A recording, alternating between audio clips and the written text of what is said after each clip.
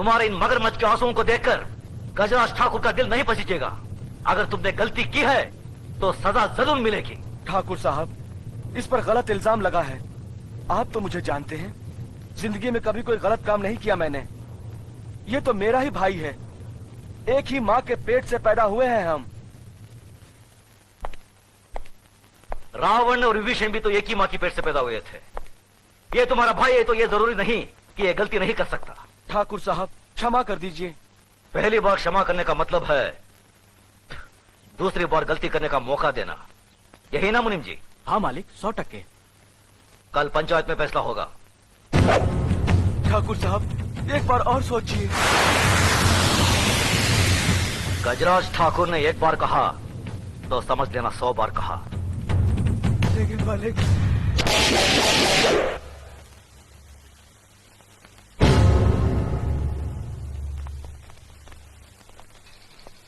क्या बात है मुनीम जी? नमस्कार ठाकुर साहब। राम राम। मालिक, ये आपसे मिलने आए हैं।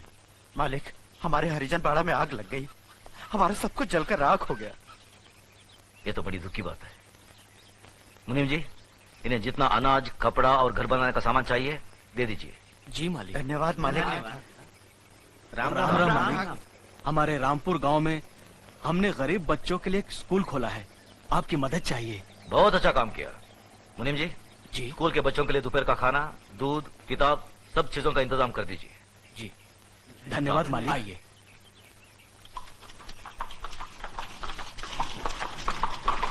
अरे मुनो आ रहे हैं। धनराज, जी बाबूजी। तुम्हारी बुआ आ रहे हैं, उनके बेटे का इंतजाम कराओ। जी बाबूजी। ठीक है, जाओ। आओ बहन, आओ आओ। पाए लागू भैया। जीती रहो। नमस्ते बुआ जी। बैठो। खुश रहो। क्या बात है, इतनी धूप में यहाँ? भैया, भैया वो कल पंचायत है। मालूम है। मुजरिम मेरा बेटा जगन्नाथ है। वो भी मालूम है। फैसला आप ही सुनाने वाले हैं। आप मेरे सगे भाई ना होते हुए भी मेरी परवरिश एक सगी बहन की तरह की है। मेरी डोली को कांधा दिया और एक माँ बनकर मेरी गोद भराई की रस्म पूरी करके आपने मेरी झोली खुशियों से भर दी। आज उन सारी खुशियों का दारोमदार आपके फैसले पर है भैया। जगन्नाथ अभी नादान है भैया, अच्छे बुरे की उसे समझ नहीं है। उसकी नादानी, नासमझी और बचपने को देखते हुए उसकी इस भूल को आप क्षमादान कर सके तो मैं।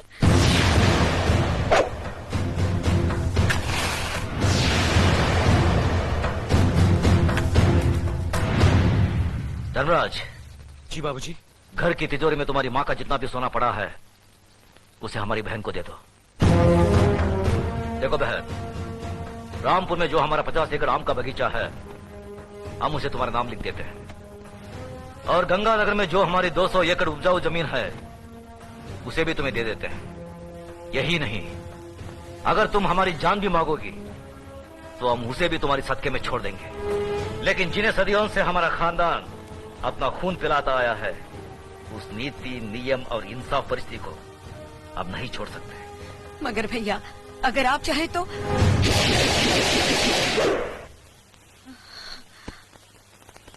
मैं जानती थी भैया कि आप अपने उसूलों और खानदान के आन से नहीं हटेंगे। मैं तो सिर्फ अपने आप को तसल्ली देने आई थी कि अगर मैं आकर आपसे विनती करती तो शायद आप अपना फैसला बदल देते। अपनी औलाद के मामले में माँ बहुत स्वार्थी होती है। अगर मुझसे कोई भूल हो गई हो तो माफ करना भैया।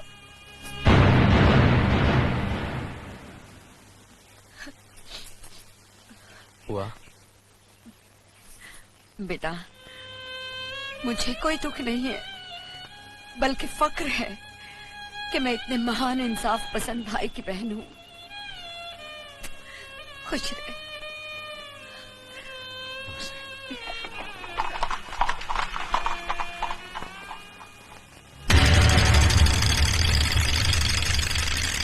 अरे रामू, जल्दी से बगी तैयार कर, ठाकुर साहब पंचायत के लिए निकल रहे हैं।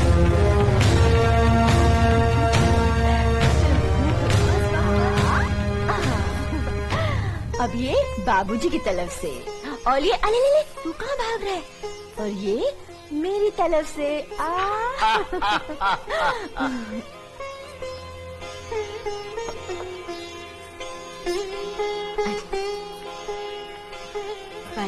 खुश रहो। अर्जुन और नकुल के लिए तुम्हारा प्यार देखकर हमारा दिल बाग बाग हो गया। अपनी भाभी से कोई देवर इतना प्यार कहाँ पाता है? बाबूजी, देवर भी तो भाभी के बच्चे ही होते हैं। वाह बहू वाह, कितनी ऊंची बात कही। सदा सुखी रहो। धर्मराज बेटे, हम बहुत भाग्यवान हैं जो हमें देवी जैसी बहू मिली। बेटे एक बात याद रखना, जब भी तुम घर से बाहर जाओ, बहू के हाथ से दही शक्कर जरूर खा के जाना, शुभ होता है। जी बाबूजी। चलो।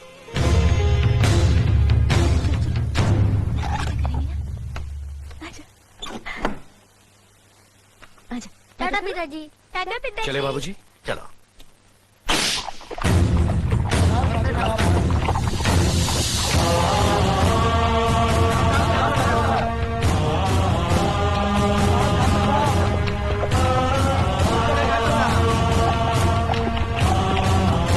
साले साहब रुकिए रुकिए रुकिए।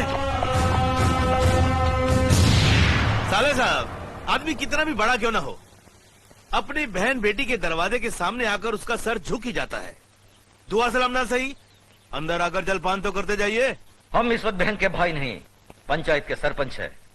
क्या तुम ये भूल गए कि जिस घर का मुकदमा पंचायत में हो, उसका फैसला हो जाने तक हम उस घर का पानी तक नहीं पीते। एक बार फैसला हो जाने दो, उसके बाद साथ बैठकर जी भरकर खाना खाएंगे। फैसला जरा सोच समझ कर करना गजरा साहब। जगन्नाथ सिर्फ मेरा ही नहीं, तुम्हारी बहन का भी बेटा है। कहीं कुछ गलत हुआ तो नतीजा बहुत बुरा होगा।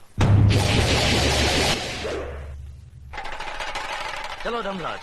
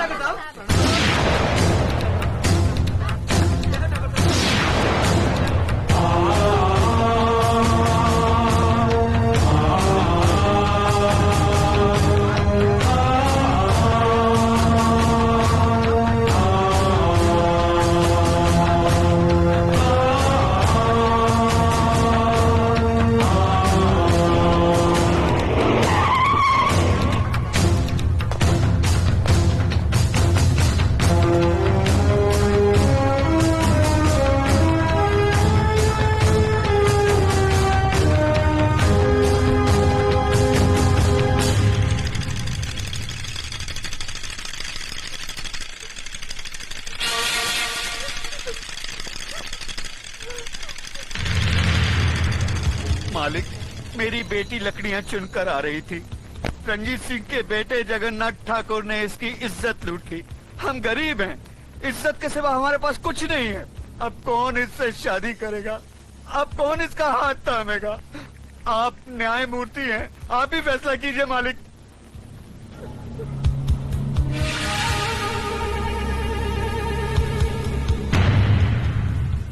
इस बात का कोई चश्मदीद गवाह है? मैं हूँ मालिक। तुम्हारा पायल से कोई रिश्ता है? जी हाँ, मैं इसकी काकी हूँ। तो फिर तुम्हारी गवाही नहीं मानी जाएगी। गवाही सिर्फ उसकी मानी जाएगी जिसने अपनी आंखों से देखा है, लेकिन इस लड़की के खानदान से उसका कोई रिश्ता ना हो। है कोई ऐसा साक्षी, ऐसा गवाह?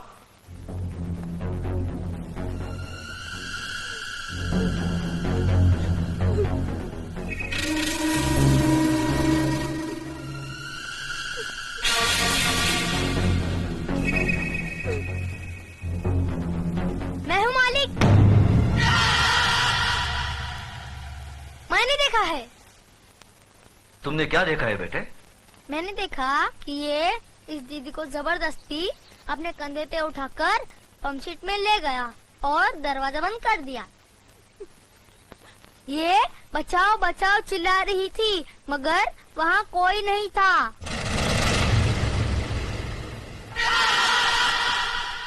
थोड़ी देर बाद जब ये बाहर आई तो इसके कपड़े फटे हुए थे और ये रो रो के कह रही थी कि मेरा सब कुछ लुट गया, मैं बर्बाद हो गई।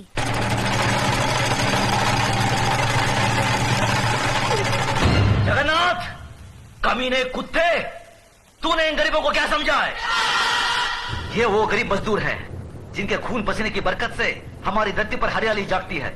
हमारे सर पर जमींदारी का ताज इन्हीं गरीबों की बदौलत है, जिसके बदले में उन्हें 2 वक्त की रोटी 2 गज की चादर मिलती है। और तूने उसी चादर में घुसकर इस गरीब की इज्जत लूट ली। फिर तुझ में और जानवर में क्या फर्क रहा? मुनीम जी, देवी माँ के मंदिर से सिंदूर ले आओ। जी मालिक। पायल, तुम इधर आओ। जिन हाथों से मजबूर करके इस कमीने ने तुम्हारी इज्जत लूटी, आज ये उन्हीं हाथों से तुम्हारी मांग भरेगा, तुम्हें अपनी पत्नी बनाएगा। ये हमारा फैसला है। गजराज, अपना फैसला बदल दे। आंखें मत दिखा।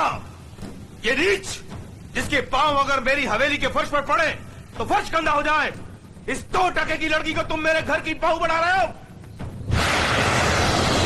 तो नहीं जानता, जमींदारों में तो ऐसी बातें होती ही रहती हैं। मजदूर औरतों और बालिकों के बीच में ऐसे खेल तो अक्सर होते रहते हैं। कोई अपनी बीवी नहीं बनाता उन्हें। खामोश! मजदूर औरतों की इज्जत जमींदारों के बाप दादाओं के कोई जागीर नहीं होती जिसे वो अपनी मनमानी करे, रोन दे, कुचले। इज्जत इज्जत होती है, चाहे वो किसी ठाकुर की बेटी हो या किसी मजदूर की। पागल हो गया तू? तुझे इंसाफ करने की अकल नहीं है। तेरा अंजाम बहुत बुरा होगा गजराज।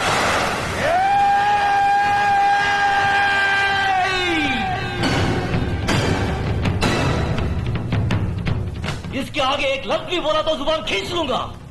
तेरी औकात मेरे सामने खड़े होने की भी नहीं है और तू मुझे ललकारता है। गजराज ठाकुर ने कभी किसी अंजाम की परवाह नहीं की। अगर परवाह की है तो सिर्फ अपनी आन, इंसाफ, अखलाक और ईमान की। इस लड़की की जन्म, जात, नाम, इसकी कोई अहमियत नहीं है हमारी नजर में। अहमियत है तो सिर्फ इसकी इज्जत, इसकी पवित्रता की। जगन्नाथ, मांग मर इसकी। गजराज!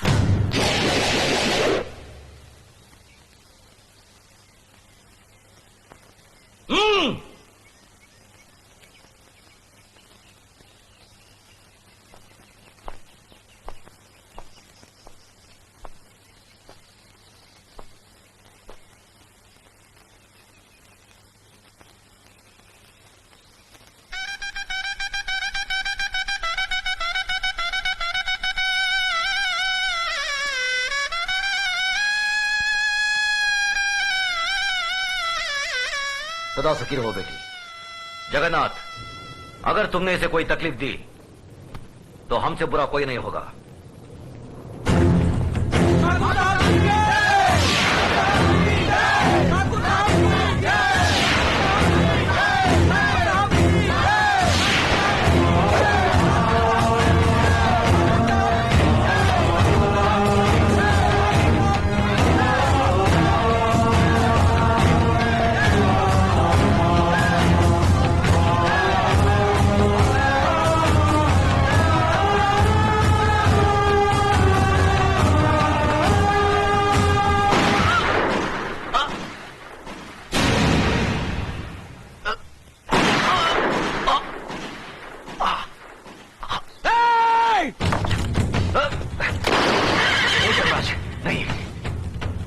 बुआ की बात उजाड़ना तुम्हारा धर्म नहीं है।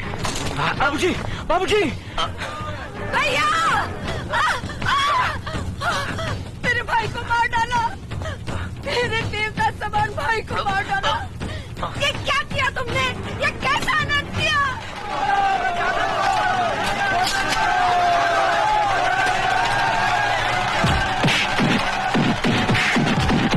रुक जाओ, छोड़ दो उसे।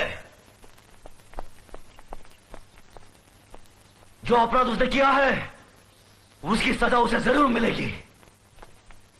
आज से 18 साल के लिए हम रणजीत सिंह ठाकुर को समाज और बिरादरी से बाहर करते हैं।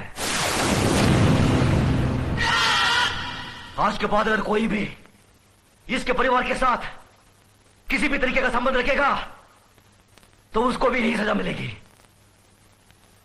यह गजराज ठाकुर का फैसला है।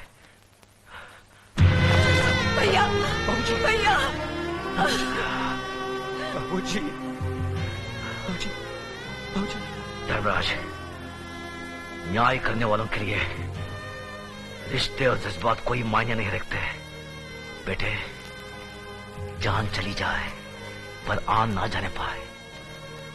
जान देकर जो आन की रक्षा करता है वही न्यायाधीश इंसाफ के आकाश की बुलंदी को छूता है।